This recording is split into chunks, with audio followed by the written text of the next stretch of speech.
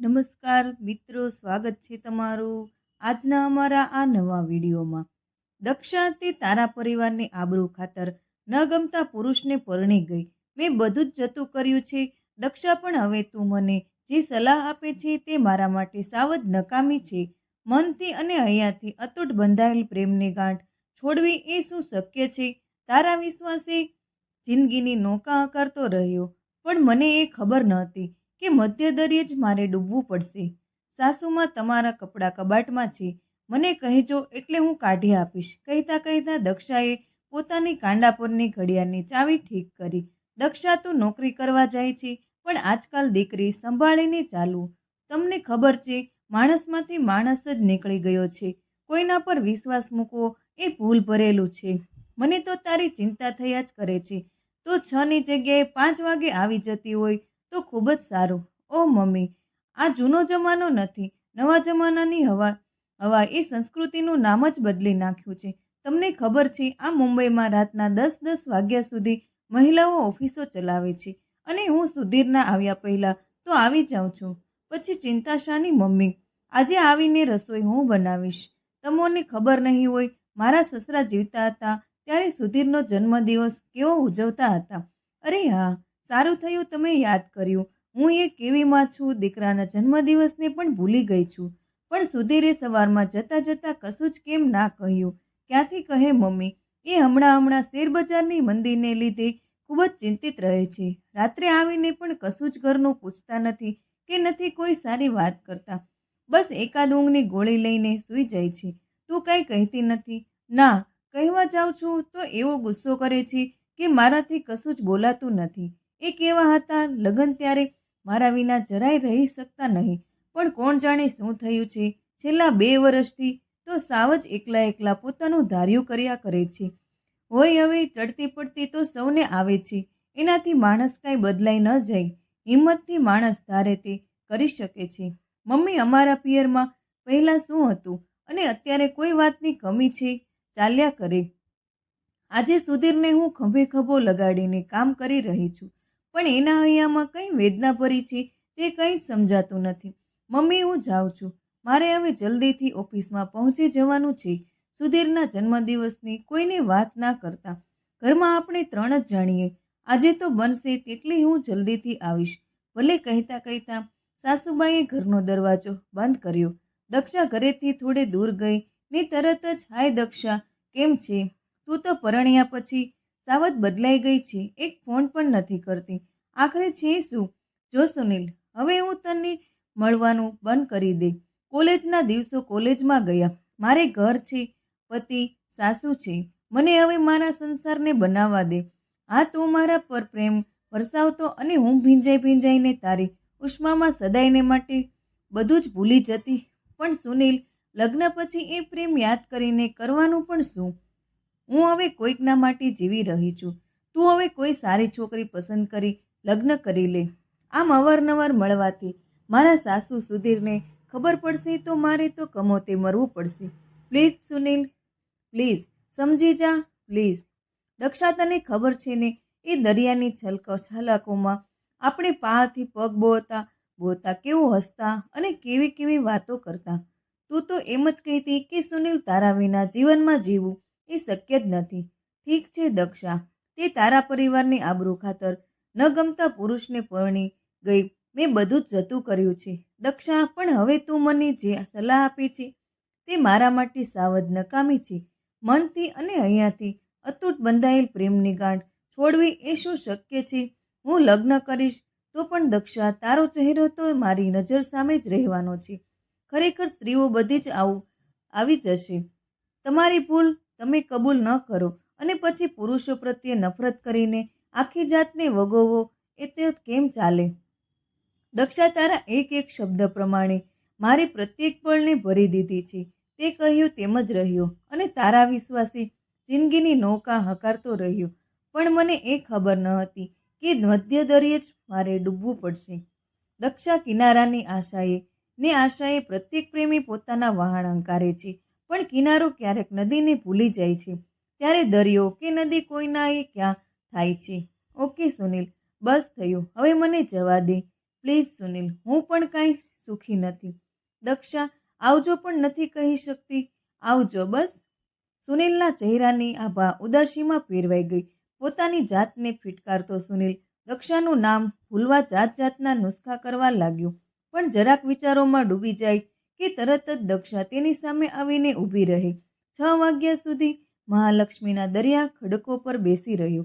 ઘરે જવાનું મન પણ થતું નથી. ધીરે ધીરે પોતાની કલ્પનાઓનો બોજ માથે લઈ સુનિલ રસ્તા પર આવ્યો ત્યારે વીજળીના થાંભલાઓ ઝીણો ઝીણો પ્રકાશ રેલાવી રહ્યા હતા. ક્યાં જવું? દક્ષા તો દોસ્તીમાંથી પણ ગઈ. હવે કોને કહેવું? શું વાત કરવી? ઘરે જઈને પણ પસ્તાવો પીધા જ કરવાનો છે. વિચારમાં ને વિચારમાં રોડ ક્રોસ કરતો હતો અને અચાનક જ પૂરપાટ આવતી ટેક્સીએ ટક્કર લીધી. સુનિલ દૂર ફેંકાઈને પડ્યો. ટેક્સી તો ચાલી ગઈ પણ લોકોનું ટોળું સુનિલને ઘેરી વળ્યું. કોઈએ કહ્યું, ઉઠાવો, બાજુ મેં હોસ્પિટલ હે, લે ચલો બિચારે કો. અને સુનિલ બેશુદ્ધિમાં જ એકાદ અઠવાડિયા પછી સુનિલ ઠીક થયો. દક્ષાએ તો પોતાના મન પર જે કાબુ રાખ્યો હતો તે રહ્યો નહીં અને ઊંઘમાં ને ઊંઘમાં સુનિલનું નામ બબડવા લાગી. ત્યારે સુધીરે જોયું તો દક્ષા ખસખસાટ ઊંઘી રહી હતી. સુધીરના જન્મદિવસની ઘર પૂરતી પાર્ટીનો થાક કદીએ ન લાગે એટલો દક્ષાને લાગ્યો હતો. એ શરીરમાંથી સુધીરમાં હતી પરંતુ હૈયાથી સુનિલના દિલમાં ધડકી રહી હતી. કોણ જાણે કેમ આજે દક્ષા કેમ ઉઠતી નથી? બેટા સુધીર, તારો નાસ્તો કરવાનો છે. આ વહુ કદીએ નહીં ને આજે કેમ રહેવા દે માં. મમ્મી, હું કેન્ટીનમાં નાસ્તો કરી લઈશ. દક્ષાને થાક લાગ્યો છે, ભલે ઊંઘી. અને સુધીરે છાપામાં નજર ફેરવી લીધી. અચાનક જ બારીના પ્રકાશે રતુમડી દક્ષાના ગાલ ચૂમી લીધા અને ફટાક દઈને દક્ષા ઊભી થઈ ગઈ. ઘડિયાળના કાંટા સામે જોયું અને બોલી, ઓ બાપરે, ઘણો સમય થઈ ગયો છે. સાસુબા, દક્ષા, વહુ બેટી, સુધીર તો ગયો. તેમનો નાસ્તો ના પાડી તેને. પણ દીકરી, આટલું મોટું કે મોડું કેમ? 3 જણમાં પાર્ટીનો મોટો થાક લાગ્યો નહીં? ના સાસુબા, કોણ જાણે કેમ. કાંઈ નહીં, તારે ઓફિસે તો જવાનું છે ને? હાજ તો. પછી તૈયાર થા. આ થોડીક દાળ બનાવી છે, ભાત પણ તૈયાર છે, તું જમીને જ જા. ભલે મમ્મી.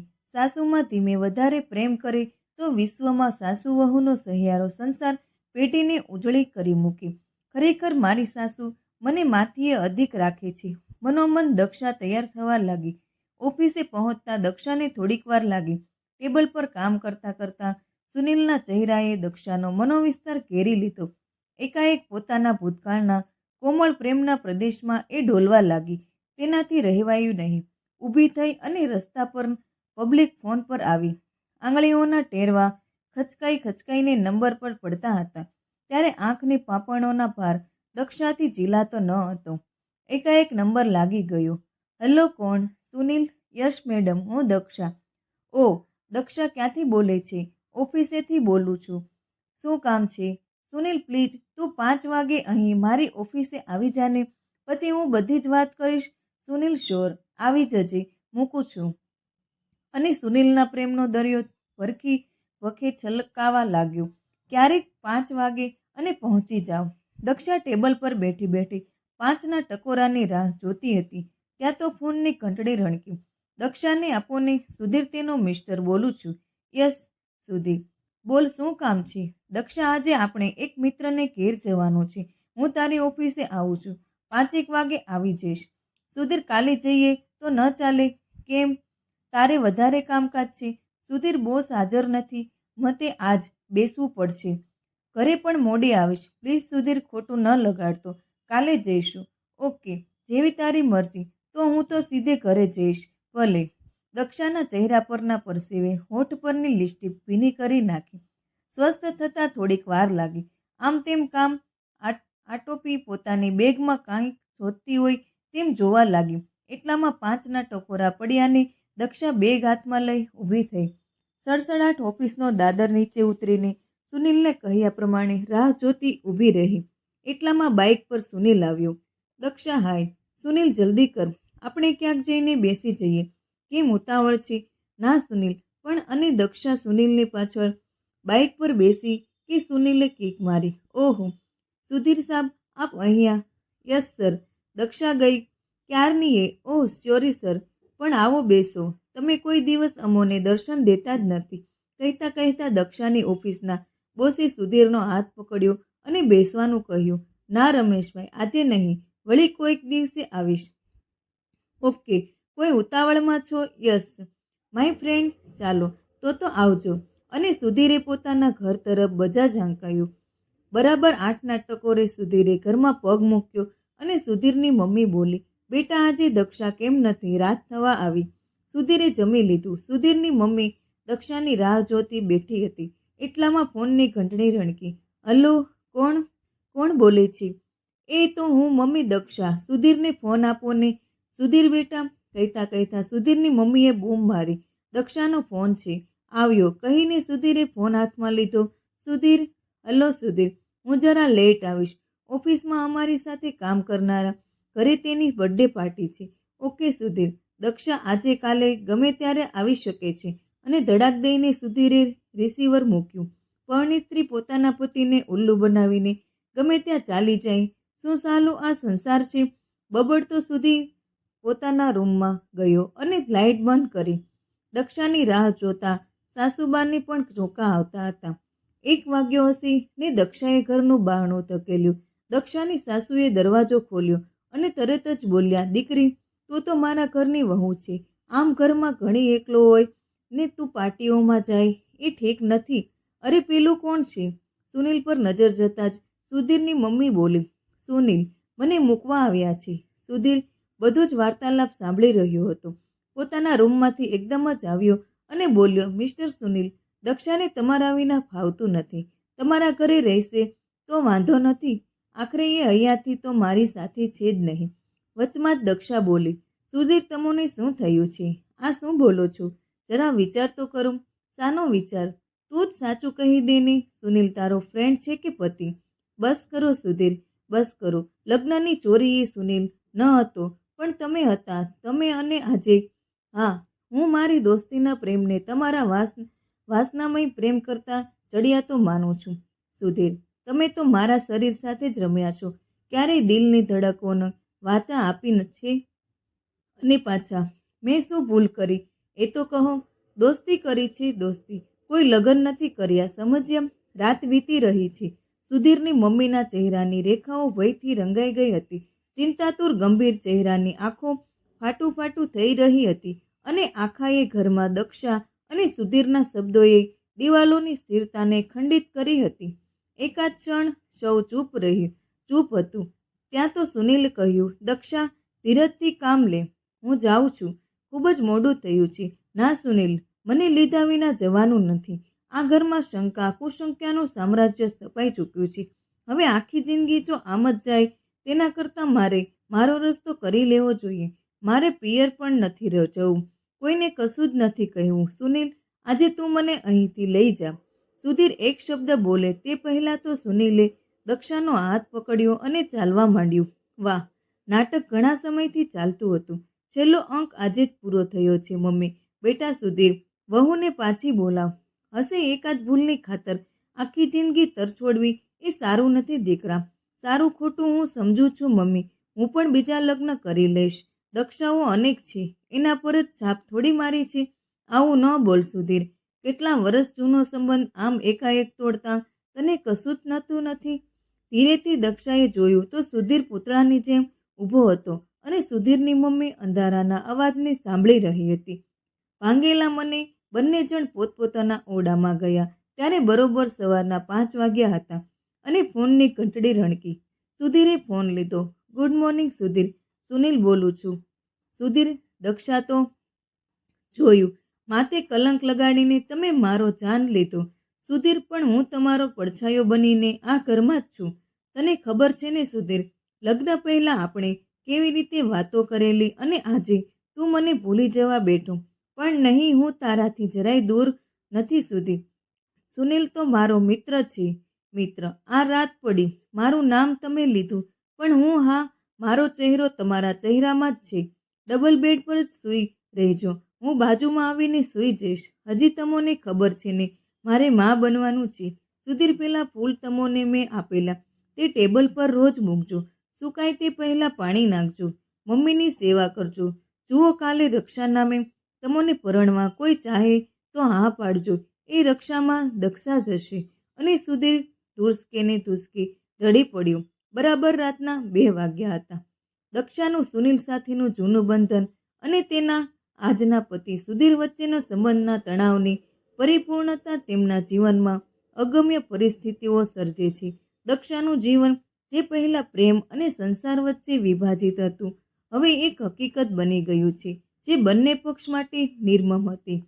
સુધીર પોતાના મકાનમાં એક શંકાવાદી પતિ તરીકે ઊભા રહે છે, જ્યારે દક્ષા જે પોતાની પ્રેમ અને દાયિત્વ વચ્ચે ફસાયેલું અનુભવે છે, અંતે પોતાનો રસ્તો પસંદ કરે છે. પરિસ્થિતિએ દક્ષાને પોતાના ઘરના બંધનો ત્યાગવા મજબૂર કર્યા, પરંતુ તેનું અંતરમાં મમ્મી માટેનો પ્રેમ અને તેના પુત્ર તરીકે સુધીરની તરફેણમાં રહેવાની ઈચ્છા હજુ પણ જીવંત હતી. દક્ષા અને સુનિલે પોતાના માર્ગને નક્કી કર્યો, છતાં દક્ષાનું મન હજી સુધી પોતાના પતિ અને મકાન માટે આશાસ્પદ રહે છે. સુધીર શંકા અને અહંકારમાં ગરક રહેતો તે સમયે સમજતો નથી કે દક્ષા પોતે સંજોગો અને પરિસ્થિતિના ભોગ બને છે. જોકે દક્ષાના માતૃત્વના સંદેશા અને તેના શાંતિસભર વિનંતી સુધીરને વિચારવલોણું બનાવે છે. તે રાત્રે જ્યારે તે દક્ષાના શબ્દોને આઠમાં વિચારીને રહ્યો હતો, તેને તેની મમ્મી દ્વારા પોતાના જીવનમાં કરેલી ભૂલોની પણ સમજણ થાય છે. આ પ્રત્યેક સંબંધમાં ભંગાર, શંકા અને અવિશ્વાસે પોતાનું સ્થાન બનાવી લીધું હતું. છતાં મધ્યરાત્રિએ સુધીરે પોતાને સમજવાનું અને પોતાની ભૂલોને સ્વીકારવાનું શરૂ કર્યું. તેણે સમજ્યું કે દક્ષા પોતાની જાત માટે કંઈક સ્પષ્ટતાને માંગતી હતી અને તેનું પતિ તરીકેનું આચરણ તે સપનાને વિભાજિત કરતું હતું. અંતે સુધીર દક્ષાને પાછી બોલાવવા માટે મક્કમ નક્કી કરે છે. સુધીરે દક્ષાને સંદેશ મોકલ્યો, જેમાં તેણે પોતાના શંકાવાદી અને દયા વિનાના વર્તન માટે માફી માંગી. તેણે સ્વીકાર્યું કે તે દક્ષાના પ્રેમને તોડી શકતો નથી અને તેની વાતો સાંભળવા તૈયાર છે. દક્ષાએ પણ સમજી લીધું કે સંસારની આ કઠણ પરિસ્થિતિઓમાં જોડાણને ફરીથી મજબૂત કરવું અનિવાર્ય છે. સુનિલ દક્ષાના જીવનમાંથી સદાય માટે દૂર ચાલ્યો ગયો અને દક્ષાએ સુધીર સાથેના પોતાના સંબંધને ફરીથી જીવિત કરવાનો પ્રયાસ શરૂ કર્યો. આ વાત પરિપૂર્ણ થઈ કે પ્રેમ એક તક માગે છે અને જો બંને પક્ષો બદલાવ લાવવા માટે તૈયાર હોય તો કોઈ પણ તૂટેલું સંબંધ ફરીથી મજબૂત થઈ શકે છે. આ વાર્તા પ્રેમ, શંકા અને મનોમન બદલાવવાની છે, જે બતાવે છે કે જીવનમાં કોઈ પણ તોડાયેલા સંબંધને સાક્ષાત બનાવવું શક્ય છે જો બે હૃદય ખંતપૂર્વક એકબીજાને સમજી શકે. તો મિત્રો, વિડીયોને અંત સુધી સાંભળવા બદલ તમારો ખૂબ ખૂબ આભાર. જો તમને અમારી આ વાર્તા પસંદ આવી હોય તો વિડીયોને લાઇક, શેર અને સબસ્ક્રાઈબ કરવાનું ભૂલતા નહીં.